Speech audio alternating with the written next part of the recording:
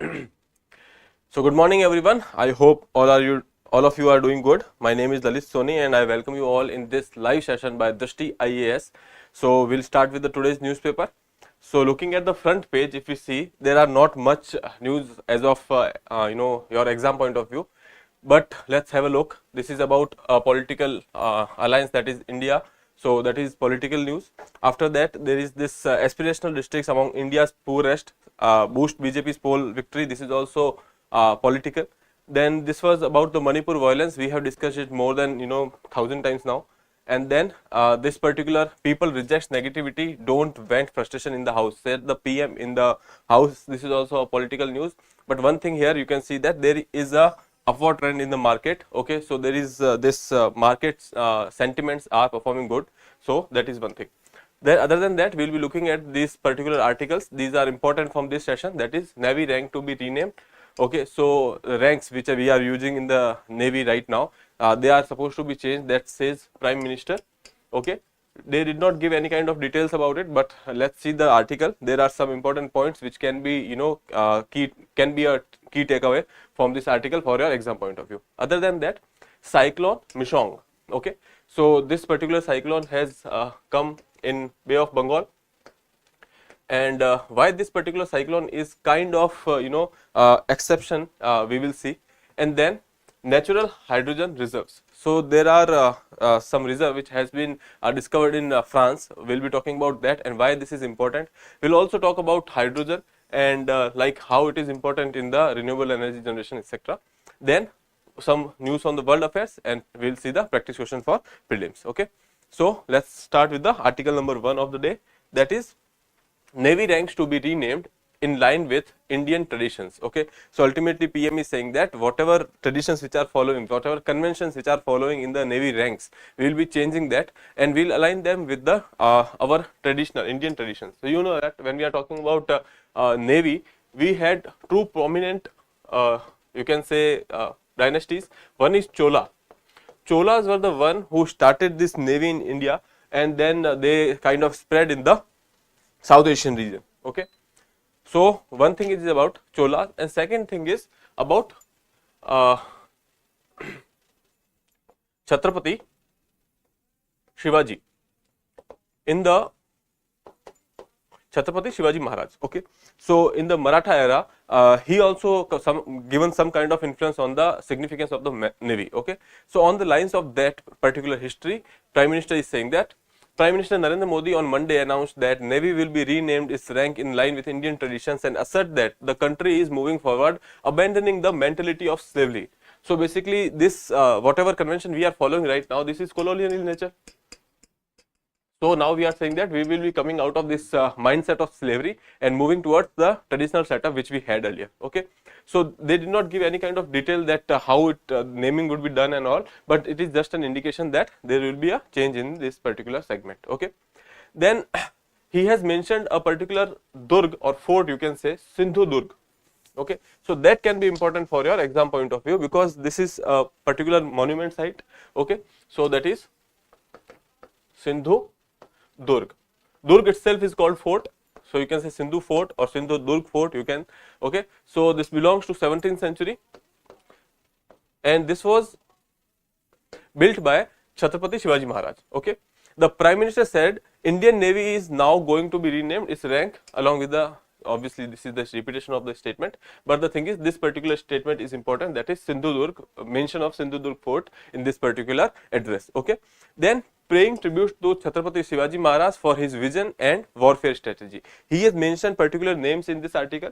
Okay, so in his address, so we'll be taking those key points out of that. That is paying tribute to Chhatrapati Shivaji Maharaj. Second thing is Maratha king knew the importance of naval power and build strong maritime power. Okay, so if you have any kind of mains question which is related to, let's say, ancient or medieval navy related issues. Okay, so you can refer this Cholas, Marathas, okay, and then obviously colonial significance. After that, government's commitment to increasing the numerical strength of women in the armed forces and hailed the appointment of the female officer to the command naval ship for the first time. So there is this naval ship in this for the first time woman officer will be handle the commanding position in that particular ship. So that happened in the first time. Second thing is, now we know that there is a permanent commission of women which has been allowed. So that is also increasing the numerical strength of women in the defense forces, be it Navy and Army or Air Force. Okay. So that is another point of stress which he has mentioned here. Other than that, he has mentioned Lothal. So one thing was Sindhudurg. Okay. Second thing was this particular Indus Valley civilization. He has mentioned that Lothal port. This is the oldest port, you can say, from the Indus Valley civilization. He has mentioned Lothal, as well as he has mentioned the Surat port as well. Okay. So from Lothal till Surat, these both of these sites are in Gujarat. Okay. Other than that, PM credit with the maritime strength for the expansion of the trade in countries of Southeast Asia by the Chola Empire. So he has mentioned Chola Empire as well.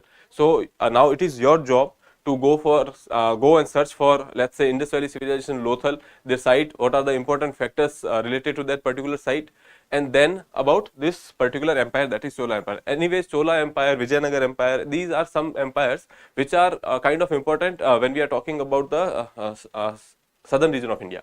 Okay. So this is anyway important empire for your art and culture. So now you have to give more emphasis on that. Okay. It was India's maritime capability that first time came under attack from the foreign power.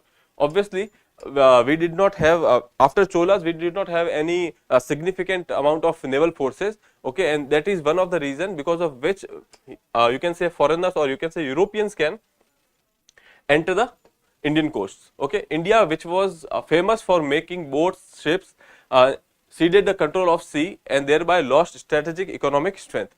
Okay, so obviously. These particular, when we are talking about guarding the borders, naval power is very important because India is a peninsula which is surrounded by three sides from Indian Ocean.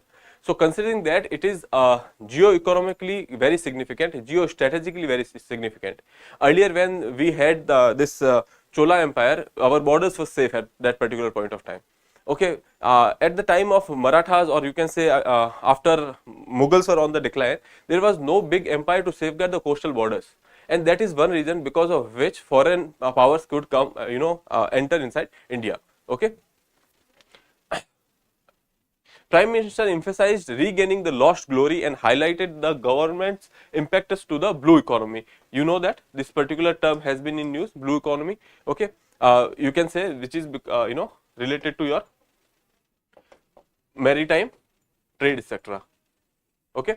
Then there is this Sagarmala project. Okay, Sagarmala project is to enhance the infrastructure and the connectivity along the coastal areas. So now it is your duty to go for and check for the Sagarmala project. We cannot take everything in this particular 1 and 45 minutes.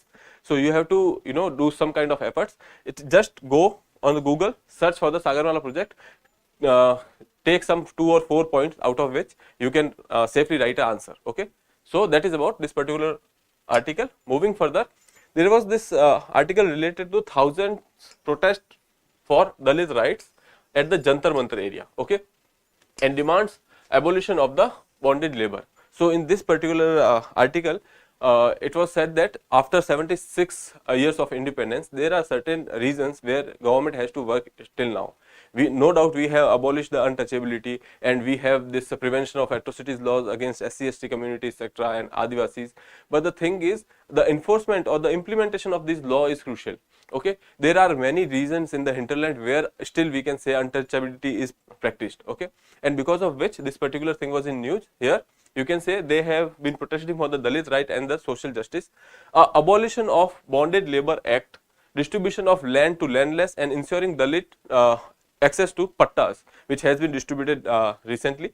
Stringent punishment for those who are guilty for the assaulting Dalit women and girls alternate work for manual scavengers. These are the demands they have put forward. Here you can see these are basically, you can say that these are the challenges which is faced by this particular community, that is abolition of bondage labor. Okay, they are still performing in this particular bondage labor in the hinterland area where they are supposed to give labor but they are not paid in any form. Okay, then distribution of land to landless. Okay, this is the community when we are talking about SC, ST, Adivasi communities. These communities are landless farmers, you can say, most of the time. Okay, then ensuring Dalit access to pattas. Pattas is basically the document or document of ownership of land. Okay, so that is pattas. Stringent punishment for those guilty for assaulting Dalit women and girls. Okay, alternative work for the manual scavengers. Okay, this is very risky, hazardous occupation in which most of the people from the Dalit community are involved in this thing. So that is why they are asking for an alternative job for that. Okay, so that are the issues they have put forward through this particular protest. The plight of Dalits along with the Adivasis and other facing discrimination is contrary to the what was expected after 76 years of the nation's independence. Some progress has been done, but landlessness and the poverty still persist with the prejudice and the caste discrimination. That is, that there is this historical exploitation, you can say,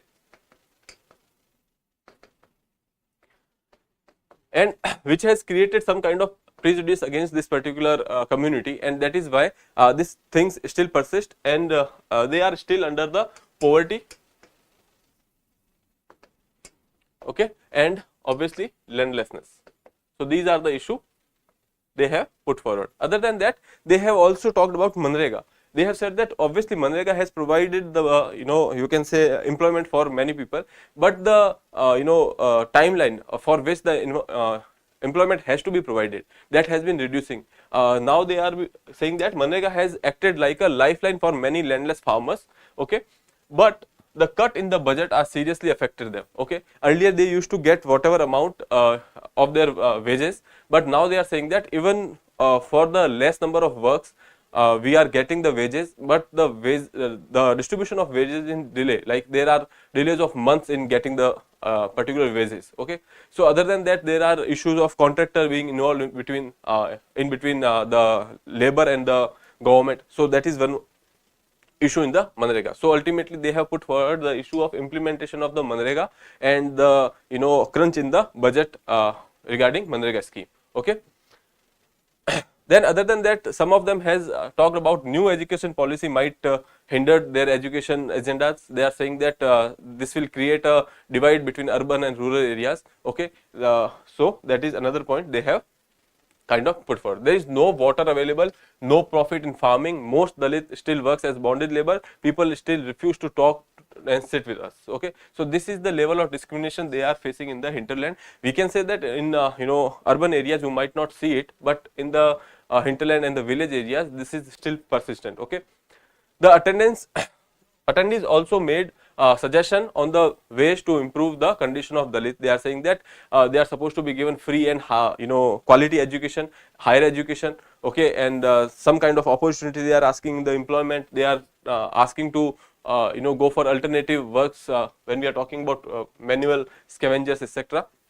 Okay, so identification of the areas prone to atrocities on Dalit and deployment of the forces there. Okay, other than that, they are asking for special fast track courts when we are talking about the issues related to atrocities of this particular community. So they are demanding the fast track courts. So this can be the last paragraph here, that can be the conclusion, or you can say way forward for you, that is free and high quality education for all Dalits, identification of the areas prone to atrocities on Dalits and deployment of forces there. Other than that, special fast track courts to address the cases of atrocity against the particular community. Okay, so these things can be your way forward when we are talking about this particular issue. Okay, so in the first paragraph there are issues given, you can make note of that. In the last paragraph there is a way forward given, you can make note of that. Other than that, here they have also mentioned about the Manrega and what are the issues related to Manrega in this particular article. So in this article, you can say this article can be part of your GS1 social issues or society related issues, and other than that it can be part of governance as well. Okay, so moving further, article number 3. Respect science, says COP chief amid fossil fuel debate. So basically, in this particular debate, the president, COP28 president, that is Sultan Al Zabar. Okay, he has mentioned some. He has made some kind of comment on fossil fuel. He has said that we cannot, guarantee that it will help the abandoning fossil fuel will help achieving the target of 1.5 degrees Celsius. Okay, because obviously these countries, when we are talking about Dubai, UAE, etc., these are the oil producing countries. So they would want that they can sell the oil. Okay. Other than that, when we are talking about the countries, developing countries, or the countries which are kind of consumer, largest consumer of oil, you can say that is USA, okay, China, India. Such countries cannot go for abandoning fossil fuels yet. Even USA, China can, because they are developed countries, they have finance to support the renewable energy initiatives. But when we are talking about countries like India or other developing countries, they cannot go for abandoning this particular fossil fuel related activities yet. Okay, so here says that please, he said that please show me a roadmap of for a phase out of fossil fuel that will allow for sustainable development, unless you want to take the whole world again back to the caves. So basically he is saying that if we abandon the fossil fuel yet, we will go in the backward direction, or you can say we will go on the negative trajectory of the development. So basically he has somehow indicated that they are not ready to give up fossil fuel yet. Okay, because of which he has received criticism from the scientist community. Okay, and then he has made some changes. But right now what is concerning for us is that fossil fuel account for nearly 80% of the all greenhouse gas, whatever GHG emissions we are facing as of now, 80% of which is because of the fossil fuel. Okay, and now we have these targets that we have to keep in check the temperature change to 1.5 degrees Celsius. Okay, and because for which we have to abandon this particular fossil fuels. Okay, so scientists are saying that you should not go for the personal agendas or the politics, because nature will not understand any kind of politics. Okay, nature do not do any kind of politics. So ultimately you should not do when we are talking about the steps to be taken in the mitigation of climate change. Okay, so fossil producing countries like UAE and the major consumers like US, China, even India are reluctant to sign on the specific timelines for the phasing out of their dependence on the energy sources, that is fossil fuel, fearing the impact on their economies. Obviously these when we are talking about fossil fuel, this is generating 80% of the GHGs, so you know that the consumption is very high, and that is because of the industrial activities. Okay, so if we give up that, our industrial activities will suffer. When we are talking about USA, they have the alternatives, or you can say when we are talking about China, they might have the alternatives. But as of now, India does not have that kind of funds to go for the technology transfer or the whole dependence on the renewable energy. Okay, so humanity need to agree on the phase out of all fossil fuels by 2050 and on stopping net deforestation at the same time. This is what the comment of the scientist community is. The climate system does not do politics. It does not play with the words. It only understands real emission or absorption of the greenhouse gases molecules. Net zero means exactly what these words are saying. So basically they are saying that this climate related activities or the climate system will not understand any politics. They only need that there should be a net zero emission, and net zero means net zero. Okay, so not a single ton of CO2 that is not 100% absorbed safely by the environment again. Okay, so that is basically by net zero we don't mean that we don't even go for the emission. What we are saying that whatever emission, let's say if we are going for the emission, let's say 10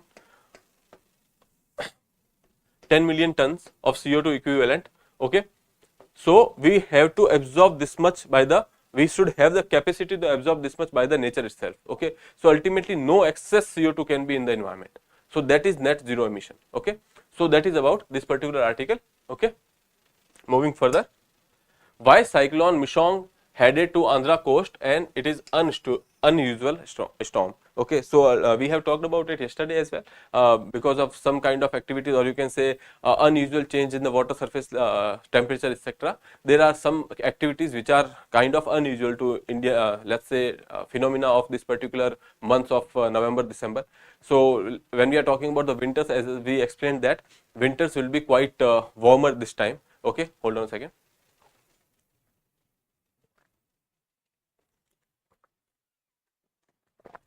So we have explained that winters will be little bit warmer when we are talking about November and December or this particular year, and 2023 will be the on the verge of being the warmest year since 1901. Okay.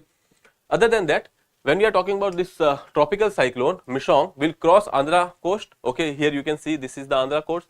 Other than that, it will impact some part of Tamil Nadu and Odisha, Telangana.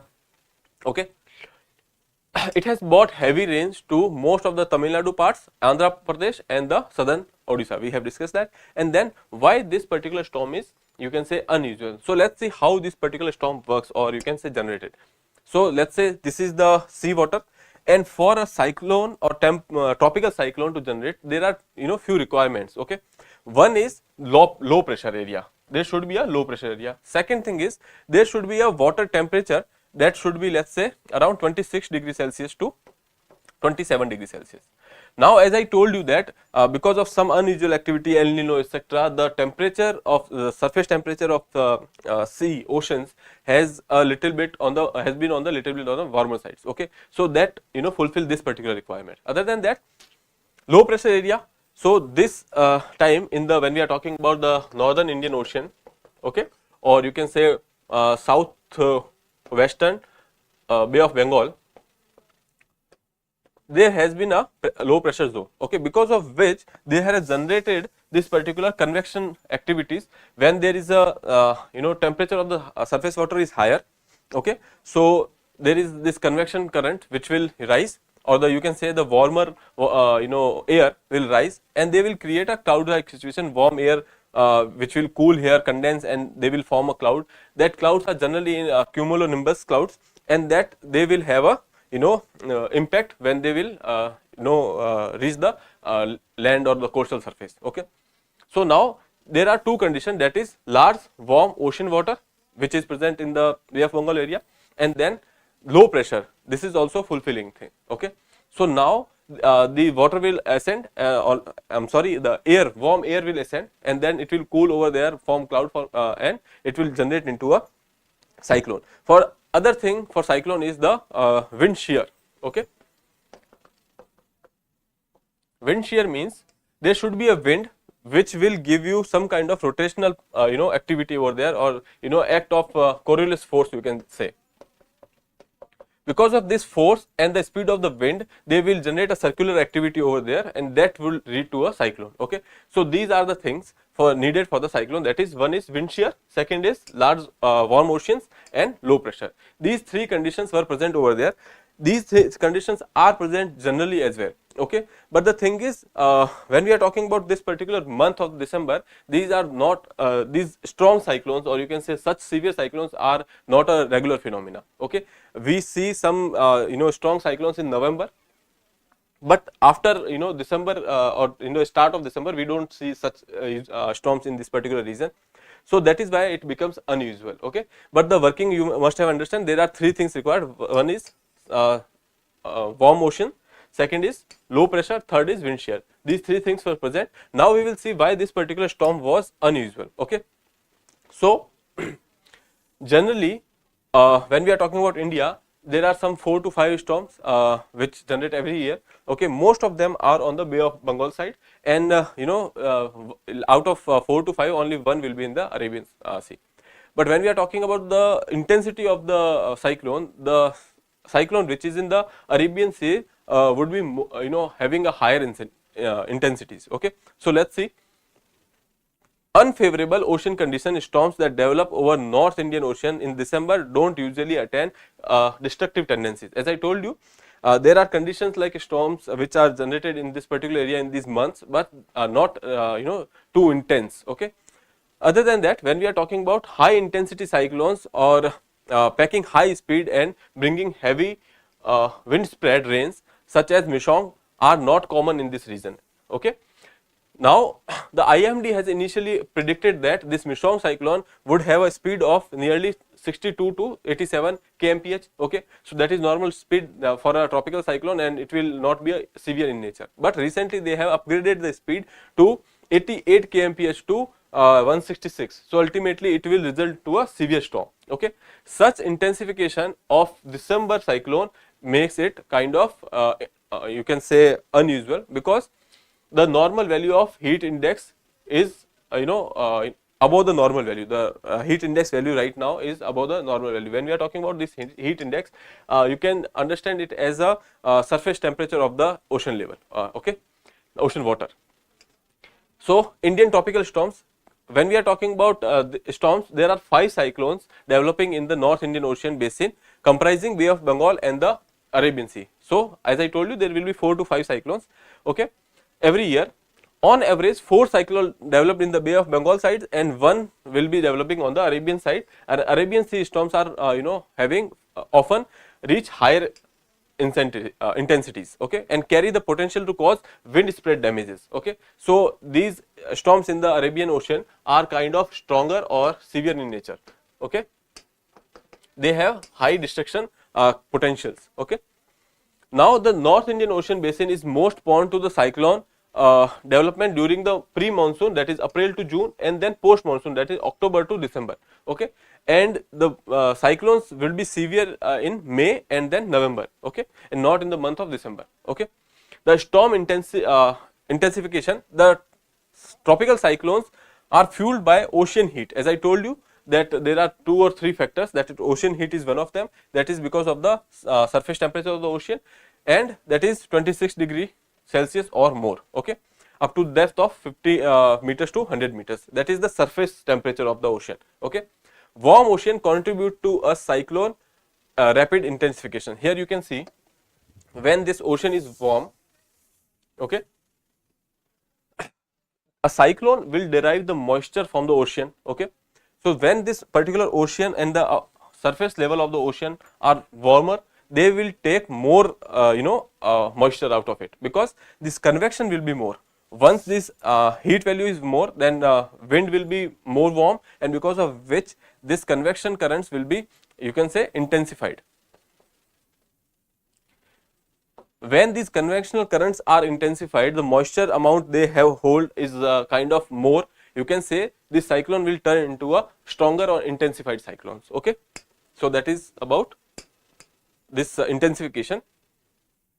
The warm ocean contribute to a cyclone rapid intensification while at the sea, and an oceanographic parameter called the tropical cyclone heat potential. So, basically the amount of moisture it holds or amount of moisture it takes from the sea will be called the tropical cyclone heat potential. Okay. Considered an important amount in the cyclone genesis, intensification and the propagation. Obviously, if it has the more amount of moisture in this, it will propagate for the longer distances. Okay. It will be intense, and genesis of such cyclones will be very fast, very quick. Okay. Other than that, we will need a wind shear, that is I told you the change in direction required for the circular motion, and then speed. Okay. As I told you, this particular cyclone has a speed of 66 to let us say 110, around 110, and that is why we said that it is a normal cyclone. And then when the wind speed increases to some 88 to 166 kmph, because of which we said that it is a severe cyclone. So, wind speed will somehow decide the nature of cyclone. Okay. So, wind shear, wind speed, the temperature, convections, the transfer of heat within the fluid, convection as I told you, and then Rossby waves. Rossby waves are nothing but these are the waves which is been acting in the this particular cyclone. Okay. And then upper ocean circulations. When we have circulation of let us say air circulation in the surface area, we will have upper atmosphere or upper ocean circulations as well. That is the surface level circulation of the ocean currents. Okay. And then air sea interactions. Okay. So, here you can say this is the ocean level currents or circulations, and then these are the convections which has been happening in the water level. Other than that, when we are talking about this air sea interaction, here this is the area where air sea interaction is happening, and this is the area of generation of your cyclone. Okay. And then after what, after landfall, what will happen? Obviously, when the cyclone will hit the coast, obviously they will generate or change in some form of very heavy, extreme heavy rainfalls. Okay. And it will cause widespread crop damages, because standing crops are there. When we are talking about pineapple or paddy, these are the crops which are standing in the Andhra Pradesh region right now. So this will cause harm to those crops. Storm surge and the tidal waves up to 1.5 meter are predicted, after the landfall of this particular cyclone. So that is about cyclone Mishong. We have seen what is important for our exam here is that, one, the name of the cyclone. Okay, you must know that how these cyclones are named. If you don't know that, there must be a video on Drishti IAS platform on YouTube. You can go and check. Okay, and then what are the factors which are kind of generating the intensity etc. of the cyclone? What is the nature of cyclone in the Indian Ocean? As I told you, there are 5 cyclones. 4 of them will be in the Bay of Bengal, 1 will be in the Arabian Sea, and the intensity of the Arabian Sea cyclone will be higher than the Bay of Bengal. And then when we are talking about what are the elements or the factors which impact the intensity, like surface temperature, convections, speed, wind shear, temperature, all these things you have to remember. So this is what we have discussed in this particular article. Okay. I hope this is clear. Now moving to the world affairs part. US Principal Deputy NSA meet Jaishankar and Doval. So basically, Principal Deputy National Security Advisor of USA is meeting our Minister of External Affairs, and then our Security Advisor, National Security Advisor, that is Mr. Doval. Okay. So they have discussed some important issues. Other than that, you know that this is the first meeting after this Panno case, which has been in the news. Okay. But now what is important from this article for us is that this is the thing ICET, that initiative on the critical and the emerging technology. Okay. This initiative has been taken by the USA and India, between the USA and India, and it relates to the emerging technology like AI and 5G etc. Okay. So this is kind of a collaboration of these two countries on emerging technologies. Okay. So that was the first comprehensive review of this particular initiative. Okay.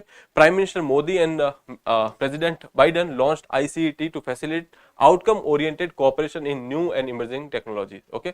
So that is about this. When we are talking about what kind of technologies we will be using in this particular initiative or we will be dealing with in this particular element, the satisfaction with ongoing collaboration in the domain of, let's say, semiconductors.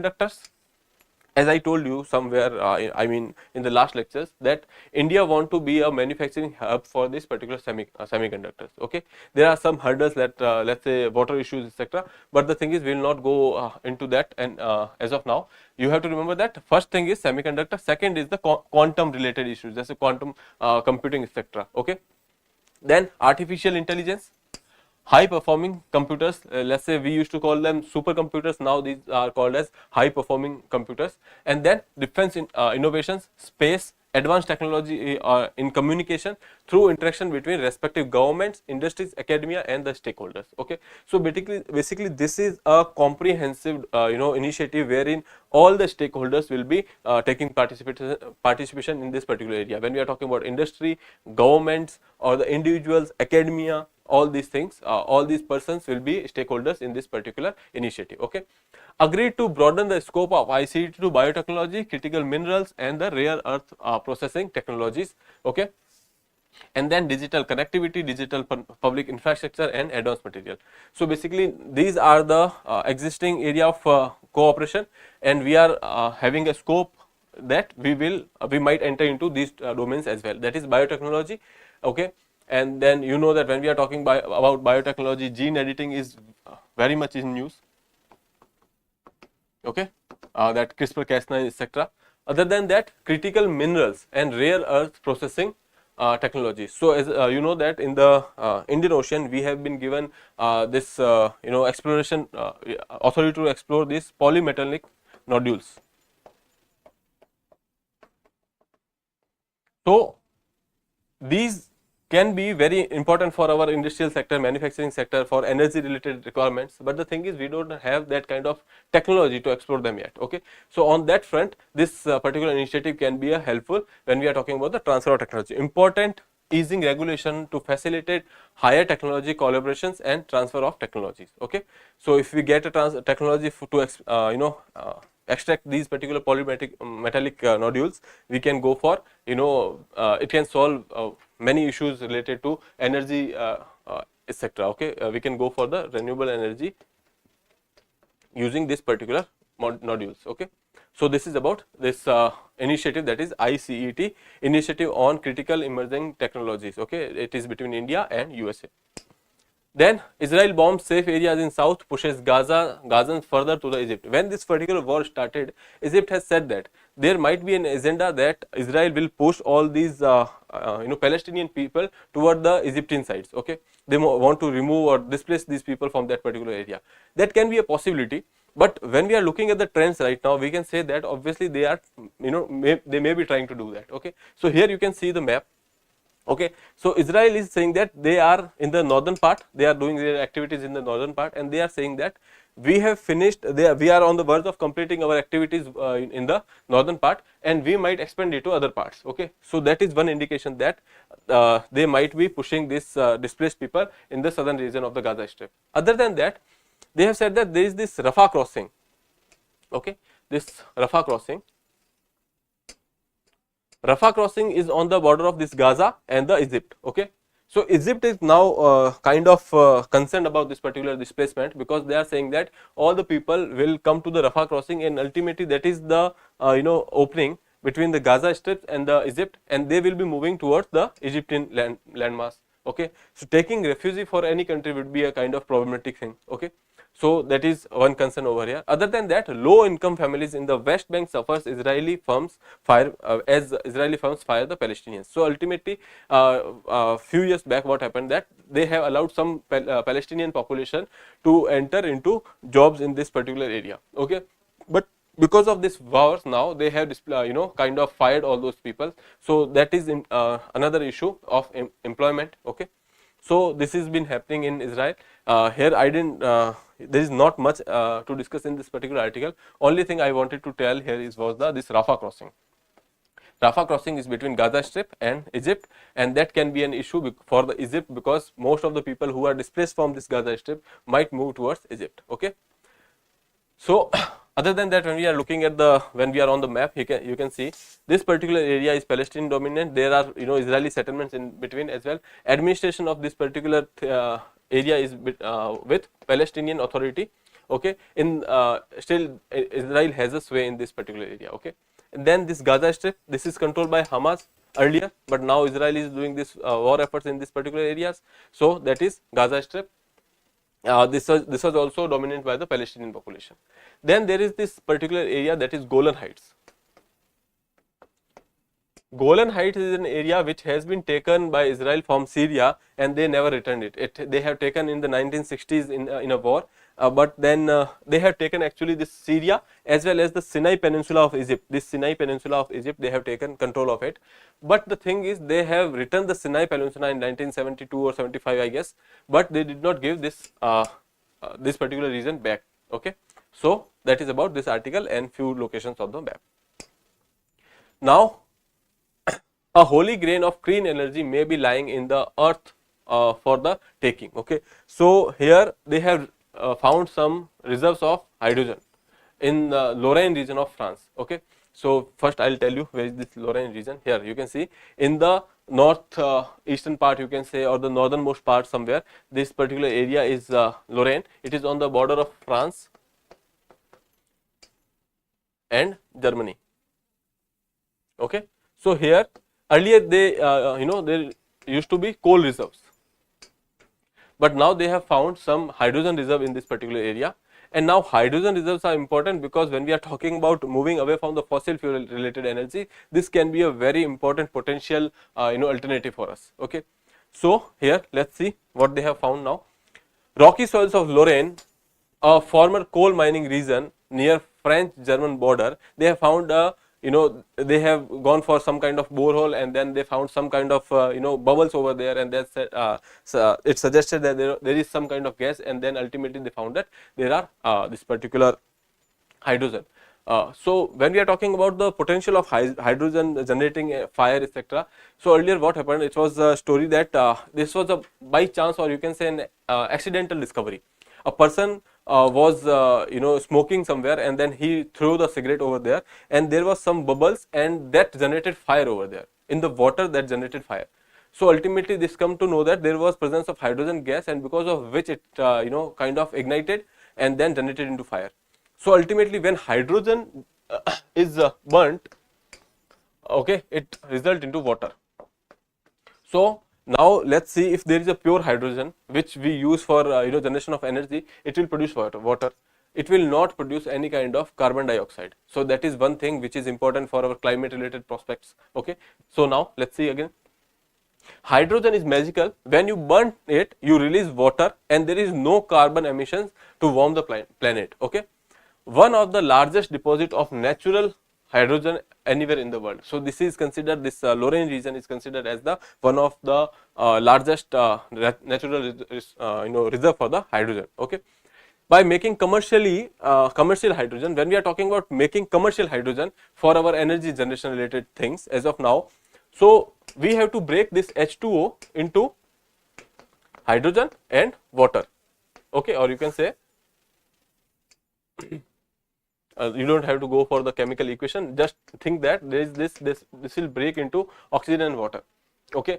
So ultimately we have, if we want to generate the hydrogen, we have to break the water into oxygen and hydrogen. Okay. So that is a energy intensificate, it will require some kind of energy to break this particular stable molecule.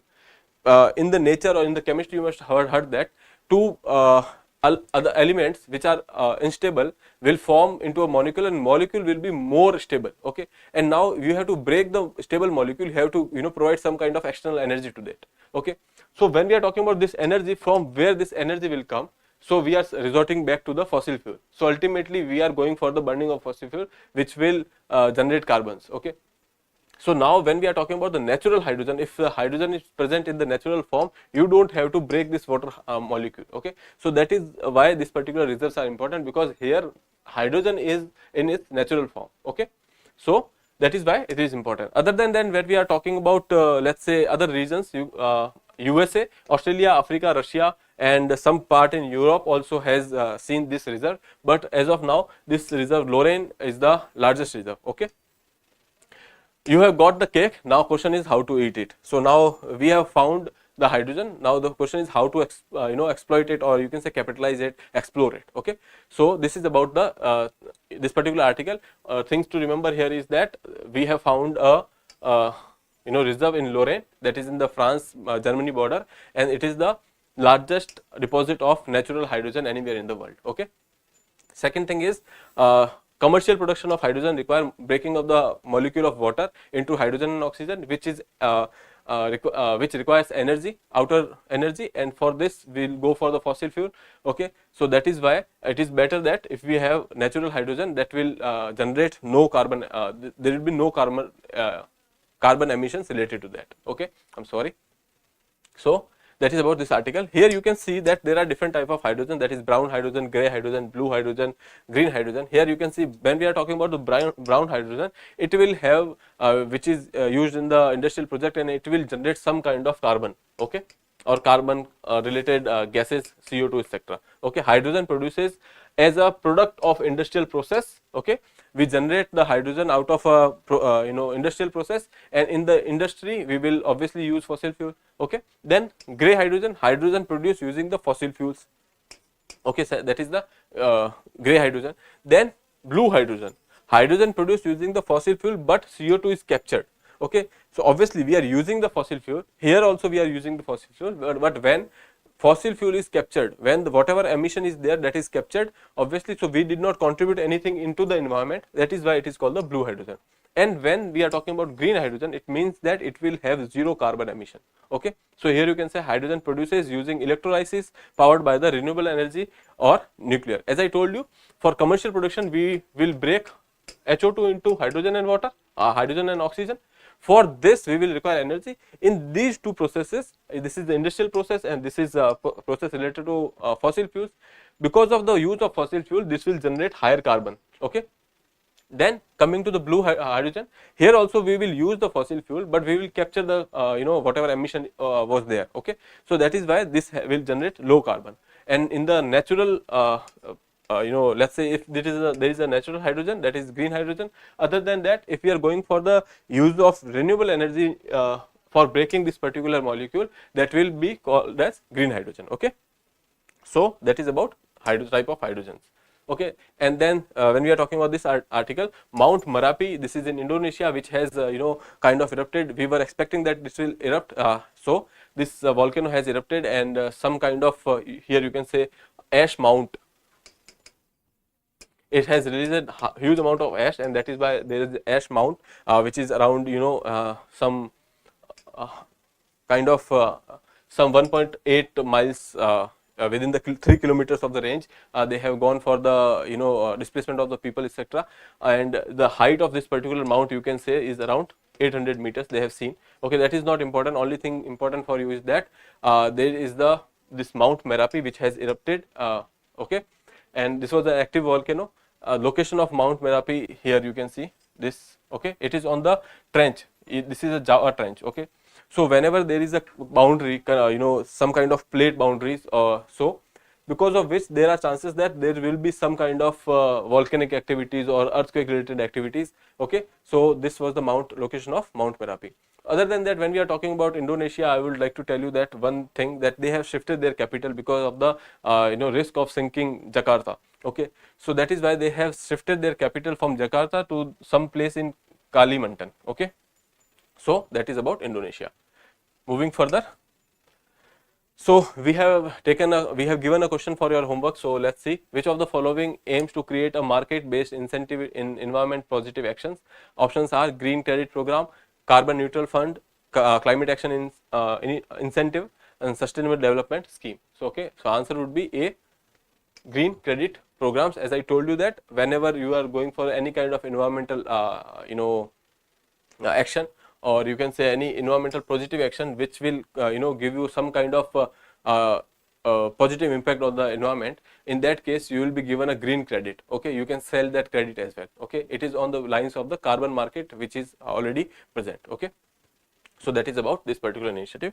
And now today's prelims question would be, which of the following best describe the significance of Rafah crossing? We have discussed this. Okay.